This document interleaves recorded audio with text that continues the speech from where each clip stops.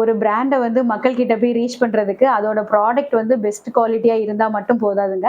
அதோட பேக்கேஜிங்கும் வந்து ரொம்ப நீட்டா இருக்கணும். அப்படி இருந்தா மட்டும் தான் கஸ்டமர்ஸ் வந்து அத வாங்கி யூஸ் பண்ணி பார்க்கணும் அப்படின்னு சொல்லிட்டு ஒரு எண்ணமே வரும். ஒரு அட்ராக்ஷன் இருந்தா மட்டும் தான் அத வாங்குவாங்க.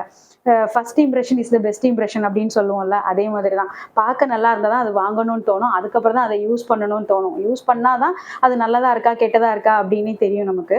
ஸோ எங்களோட ப்ராடக்ட்டுமே அப்படிதாங்க. நல்ல பேக்கேஜிங் நீட்டா பண்ணி குடுப்போம். எங்களோட கஸ்டமர் ஃபீட்பேக்கும் நெறைய பேர் அப்படி குடுத்துருக்காங்க. இது வந்து பாடி பட்டர் கிரீமு.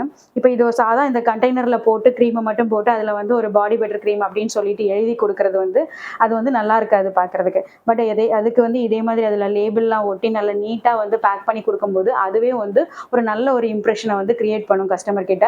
நம்மளோட பிராண்ட பத்தி நல்ல ஒரு ட்ரஸ்ட் ஒர்த் இருக்கவங்க. நல்லா இவங்க நல்லா பண்றாங்க, நல்லா ப்ரொஃபஷனலா தான் பண்றாங்க அப்படின்னு சொல்லிட்டு அவங்களுக்கு வந்து முதல்லயே வந்து நம்ம ப்ராடக்ட்ட யூஸ் பண்ணி பார்க்கறதுக்கு முன்னாடியே ஒரு கான்ஃபிடென்ட் குடுக்கணும்.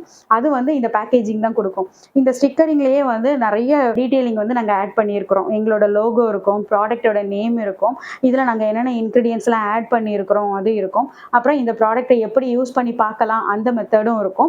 அப்புறம் இத யூஸ் பண்றதுனால என்ன பெனிஃபிட்ஸ் கிடைக்கும் அப்படிங்கிற மெத்தடும் இருக்கும். அப்புறம் இதோட ரேட் என்ன, இதோட ஷெல்ஃப் லைஃப் என்ன, இதோட பேட்ச் நம்பர் எல்லாமே இருக்கும் இதுல. மேல வந்து இது எங்களோட லோகோவ வச்சு ஒரு ஹெட் ஸ்டிக்கரும் குடுத்துருவோம். ஸோ இப்படி பேக் பண்ணி குடுக்கும்போது அது ஒரு நல்ல நீட்டா இருக்குங்க.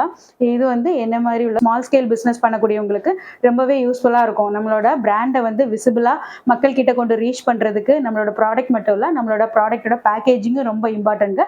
அதுக்கு இது வந்து ரொம்ப யூஸ்ஃபுல்லா இருக்கும். இத எப்படி நம்ம வந்து ஓட்டலாம் அப்படின்னு பார்த்தீங்கன்னா, வெறும் கையால ஓட்டும்போது அது அலைன்மென்ட் வந்து கொஞ்சம் மாறி மாறி வரும். அப்புறம் பார்க்கறதுக்கு வந்து நீட்டா இல்லாம இருக்கும். இந்த மாரி ஒரு டூல் யூஸ் பண்ணும்போது அது நல்லா இருக்கும். இந்த கிரீம் கண்டெய்னர வந்து இதுல வச்சுட்டு, மேல வந்து அந்த ஸ்டிக்கரிங்க வந்து இதுல வந்து ஃபிக்ஸ் பண்ணிறணும். பண்ணிட்டு நல்லா டைட்டா இழுத்து ரோல் பண்ணி வைக்கும்போது, நமக்கு அது வந்து அந்த அலைன்மென்ட்டும் மாறாம இருக்கும். ஏர் கேப் எதுவும் வராம இருக்கும். ஏர் கேப் வந்துனா பார்க்க நல்லா இருக்காது. ஸோ அதுவும் வராம நல்லா நீட்டா இருக்குங்க.